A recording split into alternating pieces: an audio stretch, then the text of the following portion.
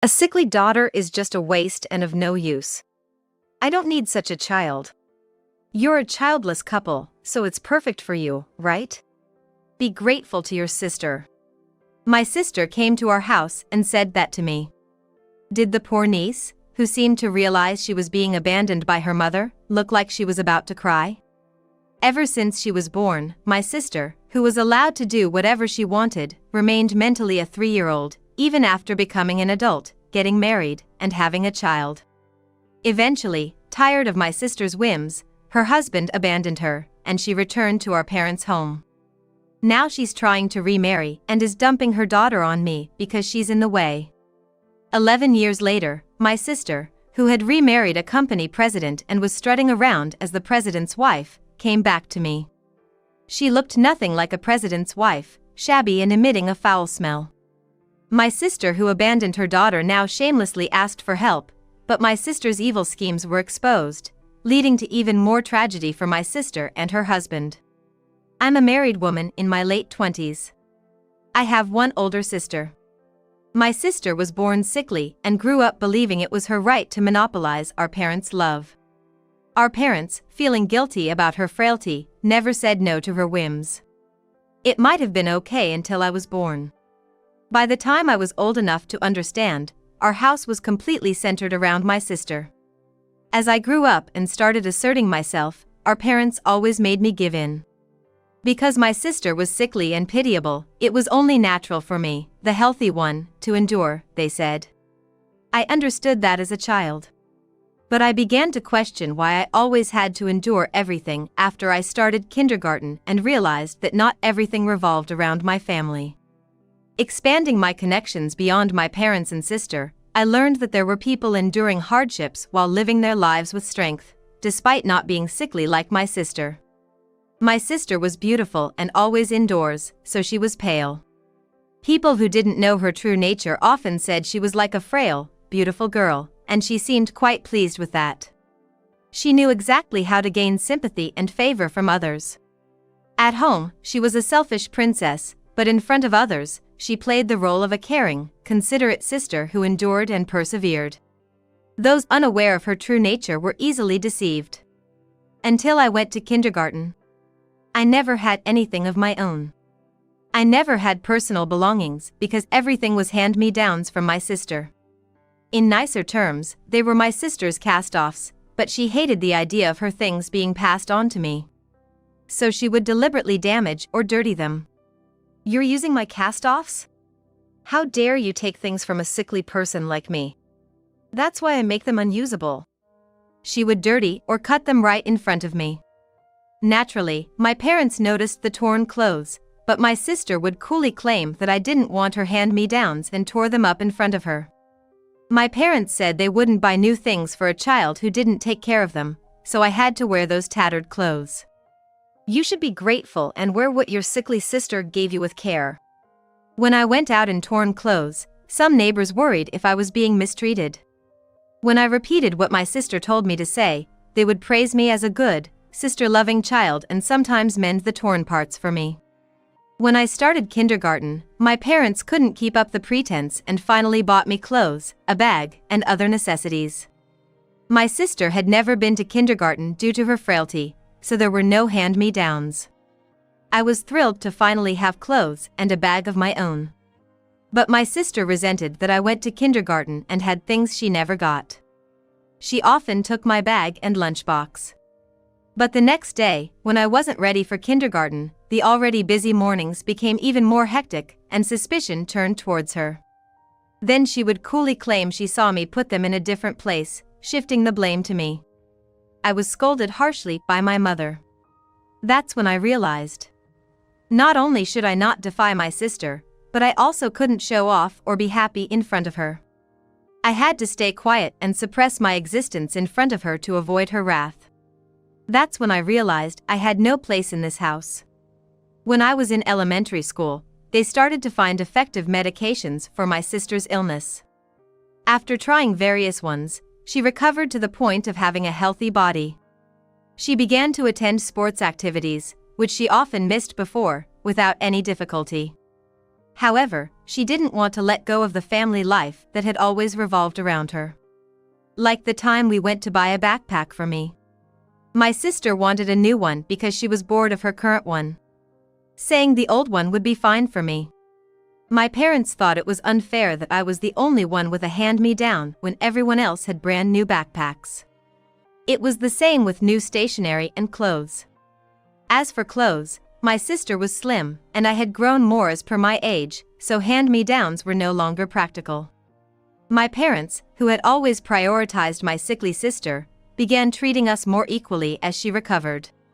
They used to tell me to endure because my sister was sick, but now they told her to help out as much as she could since she was the older sister. Why do I have to help? What if I do something extra and my illness relapses? The doctor had told us that a relapse was unlikely unless she did excessive exercise.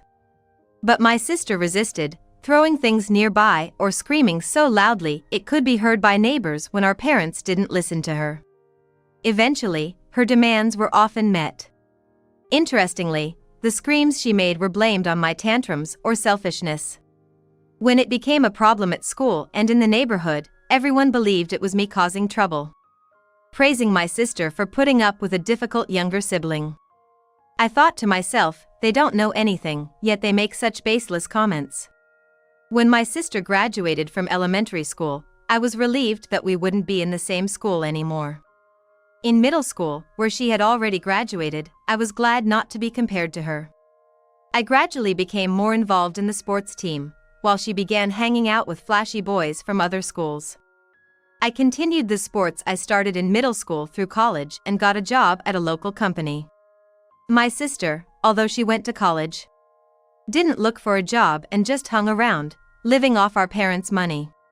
She quickly married a guy she reconnected with from college. Initially, her husband tolerated her whims, saying a little selfishness in a woman was charming. But after she had a child and continued her selfish behavior, he couldn't take it anymore and left when their daughter was 4. I felt he was ready to give up everything just to get away from my sister. A year before my sister's divorce, I married a coworker who was actually 4 years older than me. Our marriage happened when her marriage was already falling apart. My niece, like my sister in her childhood, was frail. You'd think my sister, having gone through the same, would be understanding and make her daughter the center of her life. But she was different. Looking at my daughter irritates me. What's the point of living if she can't do anything normal? My sister would say to her daughter. Repeated incidents like these led to their divorce. Oddly, my sister refused to let her ex-husband take care of their daughter. Marrying me meant my husband suddenly learned all the family drama. I was worried he'd be disgusted and consider divorce. After all, who wants to deal with troublesome in-laws? But he reassured me, saying that while marriage does link families, it's ultimately about the individuals involved. He committed to standing by me and overcoming hardships together. And he's proven it time and again. After my sister's divorce, she took her daughter and moved back home. My husband and I had set up our home near my parents' place. He suggested living near my parents so we could help them if needed. When my sister got married, she didn't want to live near our parents' house. Although our parents said not to worry about them, deep down, it was still a concern. And yet, to our surprise, she returned home after her divorce. Her selfishness was as strong as ever. Initially, she helped our parents take care of my niece, but gradually, she started leaving her with them more and more, preferring to go out and have fun. My parents did their best not to burden us, even though we lived nearby. But eventually, we found ourselves taking care of my niece more often. I was wary, knowing she was my sister's child. I even briefed my husband about my sister's long history of unreasonable behavior, preparing him for the worst. However, my niece turned out to be a very good kid, unlike her mother. At first, my niece was reserved and seemed scared around us, but she warmed up after spending some time together. It turned out my niece's fear came from my sister yelling at her. My parents also asked us to be understanding. Slowly, my niece began to help around the house and followed our instructions well. I believe her father, my former brother-in-law, must have raised her well. My niece grew up mostly without her mother's love, shuttling between my parents' house and ours until she was 6. Then, one day, my sister showed up at our house with my niece. "I'm getting remarried to a company president.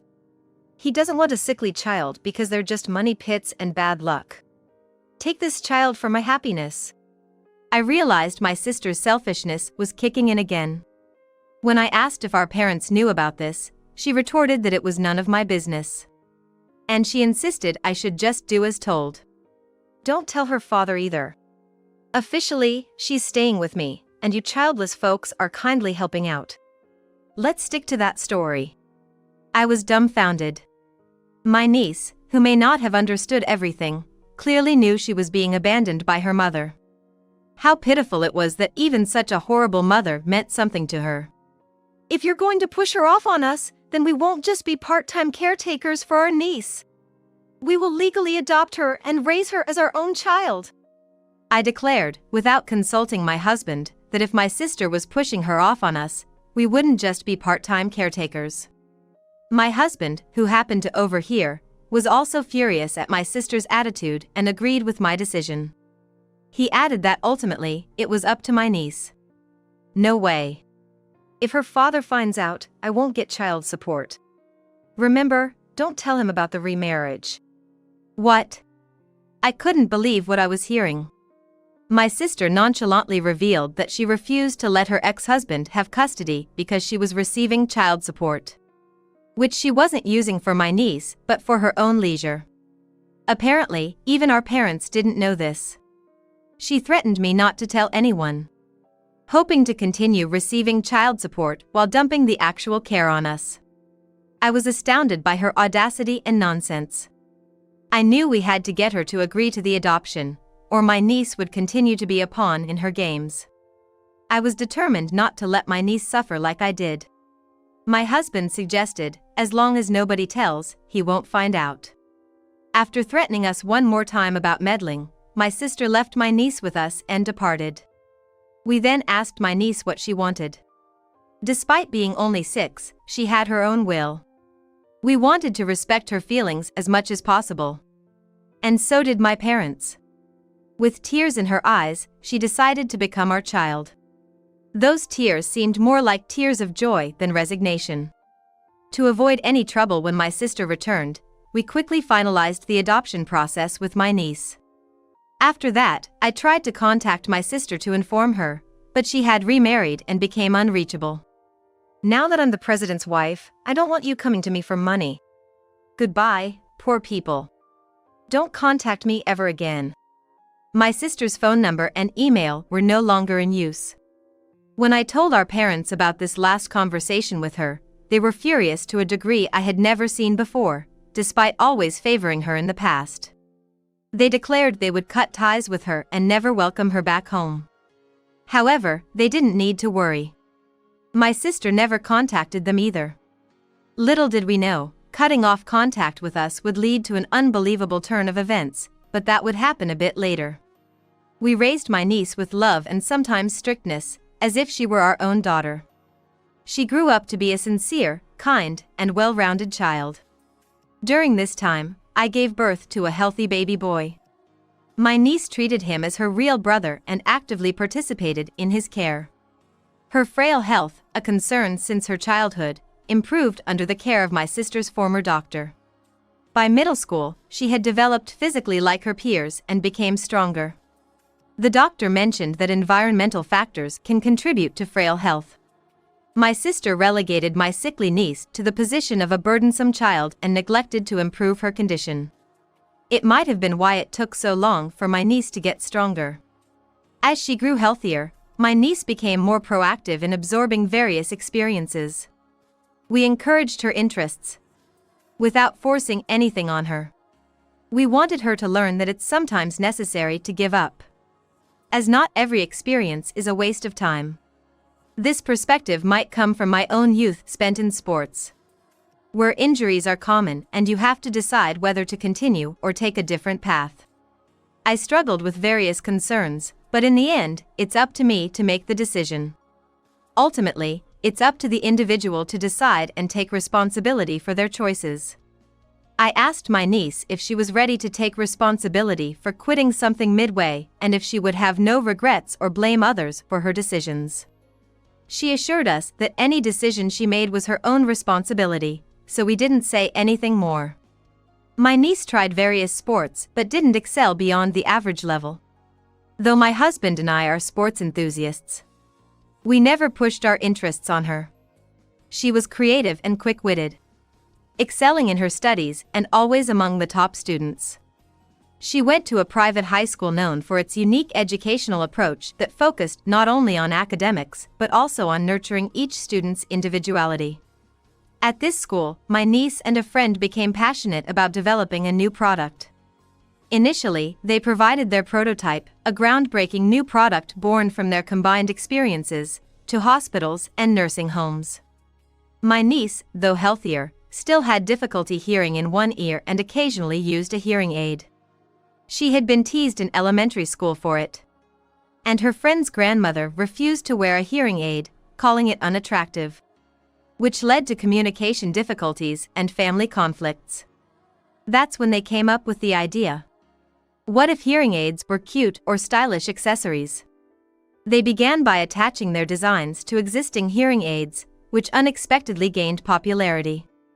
A hearing aid company proposed a collaboration, and they decided to start a business as high school entrepreneurs, becoming a local sensation.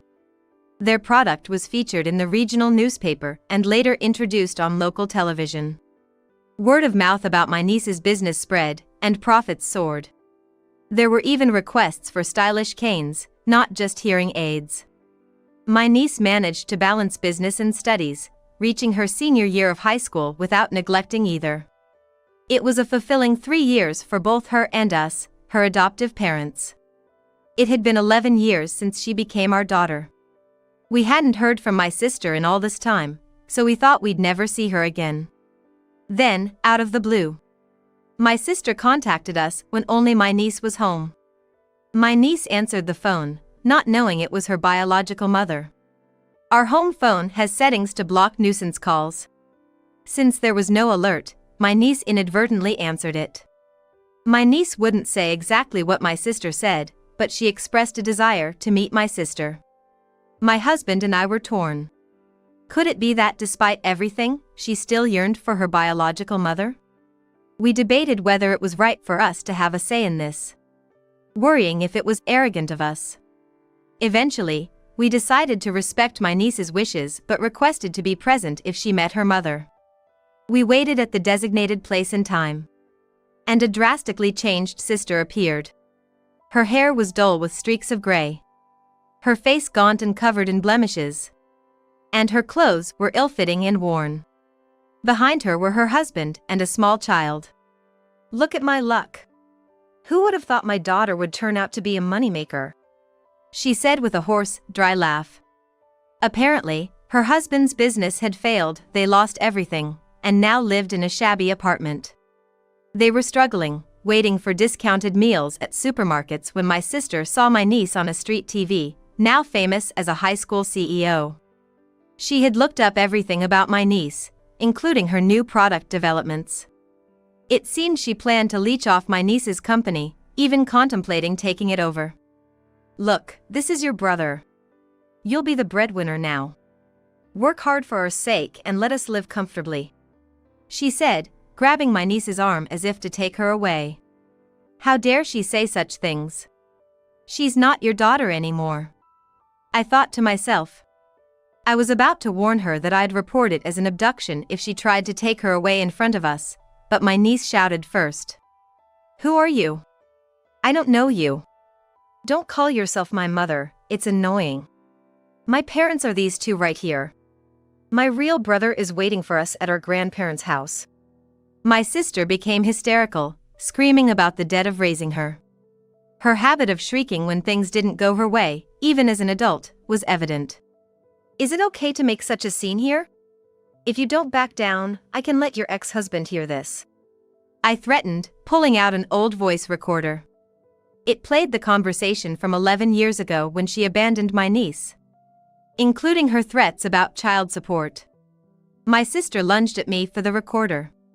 But my husband stepped in to protect us. Did you know that you're still entitled to child support payments even if you remarry? She seemed unaware that remarrying doesn't stop child support payments. But you forfeit your rights when you give up custody, don't you? They won't find out if I don't tell them? The world doesn't work that conveniently. Actually, when we were finalizing the adoption, we met with my niece's biological father, who had asked us to redirect the child support payments to us. But we refused the child support. We wanted my niece to meet her biological father if she ever wished to, and vice versa. I believed it was her biological father who had taught her manners and decency. He was too kind and selfless, always putting my niece's happiness before his own. We conveyed to him that my niece would be saddened if he weren't happy, and he understood. Later, he remarried and had children. My sister, his ex-wife, seemed oblivious to the fact that child support payments had ceased. At the time of her remarriage, she was living a life of luxury without financial worries. However, after the bankruptcy, she must have realized the missing child support payments. "Damn it! It was your doing, wasn't it?" she accused. She had noticed the absence of payments but refrained from contacting us, not wanting to reveal her fallen state. It was puzzling why she would leech off my niece while still maintaining some pride.